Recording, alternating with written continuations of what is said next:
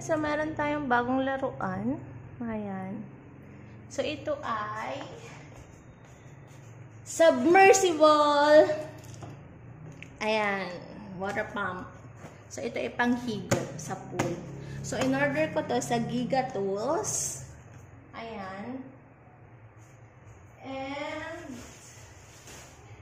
sa Giga Tools sa Lazada. So, sa Giga Tools din kami umorder nung nakaraan ng hose namin para sa submersible namin. Kaso lang, yung isang submersible ko ay 110 siya kasi galing siyang Canada. So, hindi siya pwede dito sa saksakan. And nagpakabit kami ng 110 na saksakan. So, hindi pwede kasi yung ground hindi nagana. So, ito yung laman niya, guys. And, ayan, ang ganda. Ang haba ng kanyang plug. So, saktong-sakto siya doon sa saksakan namin. Ang haba ng plug niya, guys. So, yung dati kong ganito, sobrang iksi lang. Kailangan pa ng extension. So, bubuksan na natin. Medyo mabigat siya, guys. Ayan. Ayan. So, stainless siya. And this is worth 5,799 plus shipping fee na 135. So, nakalibre tayo ng shipping fee kasi may voucher tayo sa Lazada. Ayan. So, ito yung float switch niya. May float switch niya siya. And ito yung plug niya. And ito yung ground niya, guys. Ayan, ground na tawag dyan. Sobrang haba ng kanyang wire. And meron na siyang hawakan. Ayan, para hindi dito mahawakan. So, pag ilulublob natin siya sa pool, lalagyan na lang natin ng tali dito kasi bawal itong hilain. So, ito yung kanyang float switch. Ayan. So, pag level yung tubig, aandar siya. Pero pag bumaba na siyang ganyan, kunyari bumaba na yung tubig, mag-automatic off siya. So, ito ay yung lalagyan ng hose natin. Ayan, may kasama na siya.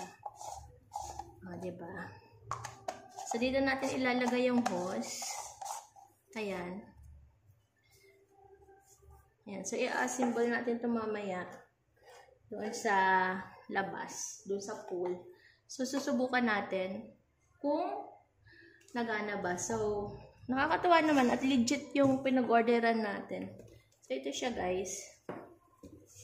Ayan. Nasa 1,000 watts.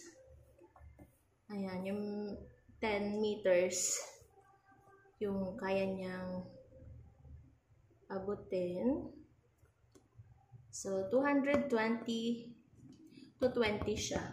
So, kasi ang ating doon, pangmayaman na yung pangmayaman nating submersible galing Canada, hindi umaandar kasi 110. So, meron siyang instruction kung paano siya gamitin. Ayan, makita power tools conditions of warranty. Ayan, meron siyang warranty, guys. So, you can see. Ayan. So, babasahin natin later ito. And yung instruction. Kung paano siya gamitin. So, meron tayo dito yung instruction. So, we will try this sa labas. Ayan. So, ikakabit muna natin yung hose natin dun sa labas. Ayan. So, susubukan na natin kung naandar nga siya.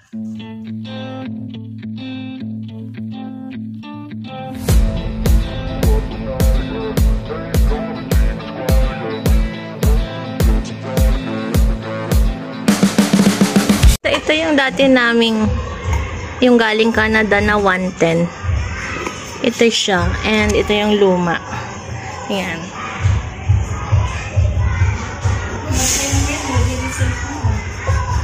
Mas-swimming din yung cellphone. Mas-swimming din yung cellphone. Ayan. Tapos meron po kami dong formalin. Lumutang. Lumutang na po yung formalin. Hindi pa ko pa nakuha yung Oo, basic sirado mo lang Nalumutang na po yung aming formalin. Sa sobrang puno ng pool. Formalin yan, di ba? Ayan, so ito yung pinagawa naming ground para dito sa 110 naming submersible pump.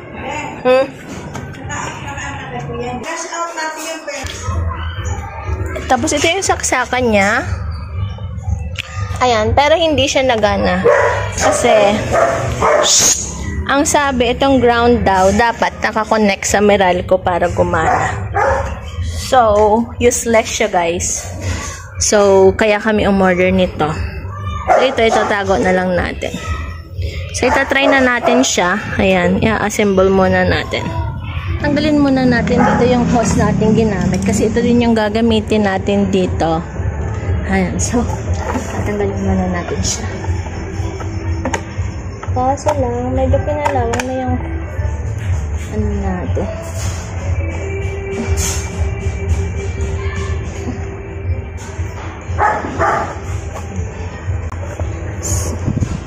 So, meron siyang hose clamp, guys.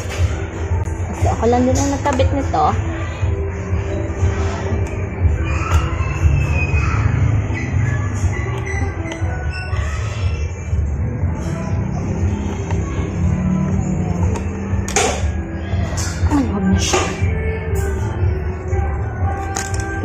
So, ito yung hose niya, guys. Check natin kung may butas. Para ma-i-adjust. Ayan. So, may butas siya. I-a-adjust na lang natin. May butas na siya, guys. Ayan. Para hindi naman lusot sa loob. Babawasan natin yung hose kasi may butas. So, bago natin, so, ito yung luma, guys. Sabi muna natin. So, bago natin ikabit, ito muna. Ayan, tatanggalin muna natin to para makabit natin to ng ayos. Ayan.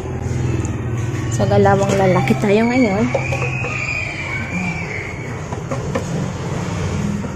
Meron kung lumuwag siya, guys, pwede nyo siyang lagyan ng dahan-dahan lang kasi baka mag-crack pa ito. Oh! We're dead. So, dahan-dahan lang dapat, guys. Kasi baka pag nag-crack pa, plastic lang to eh. So, dapat sakto lang yung hila. Yung higpit and everything. Channel lens. Oh my God! Sasala pa ng ikot. Umikot ka pa. Isa pa. Oh my God! So, dahan-dahan lang dapat, guys.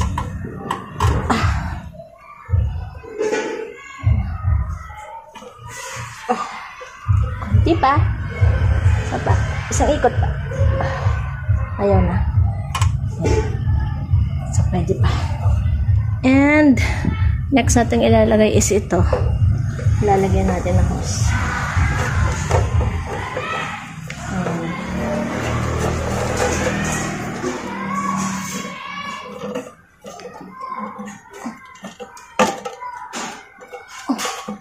So, hihigpitan natin siya. Kasi may pressure to. Pag nagbomba siya ng tubig, dapat mahigpit. And saka natin ilalagay itong hose. So, 2.5 ang size nitong hose natin. Oh, ilalagay mo na pala natin to. Kasi yun ang hihigpit doon. Diba? Diba, guys? Mahirap maging lalaki. Kaya ito dapat ng lalaki. Pero kaya naman natin gawin. So, luluwagan natin kasi medyo masikip siya. Ayan. Ayan natin konti. Konti pa.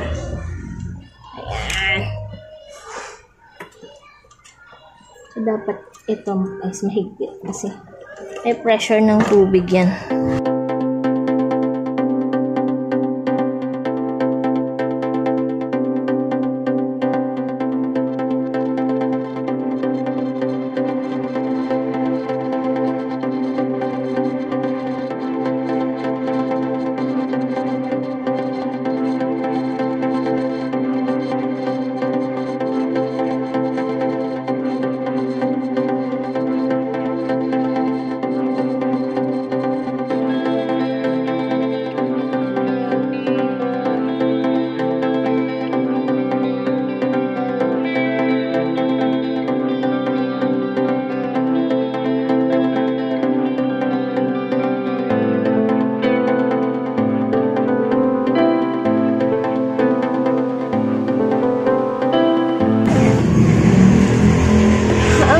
ating gagawin ay ilulublub na natin siya sa water.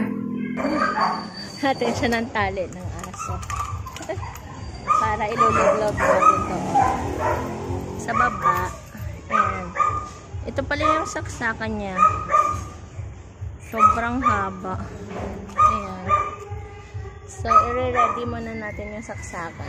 Baka lumublob sa water.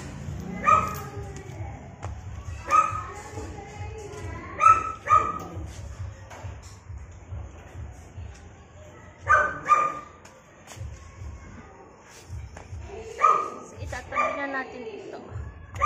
Okay,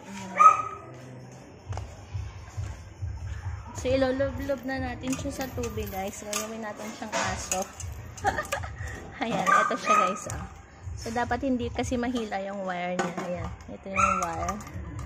Ito yung wire, hindi dapat mahila. So, lalagyan natin siya ng tali. Try natin kung gagana. So, ito na. Ilulublob na natin. Oh my God. Dahan-dahan lang. Agoy.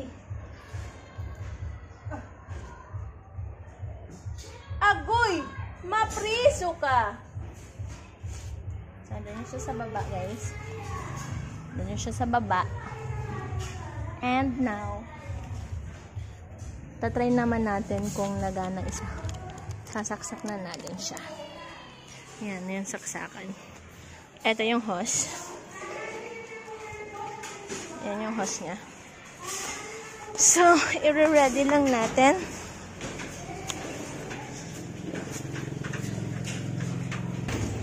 So, niready na natin yung hose. Sasaksak na natin. Sasaksakan.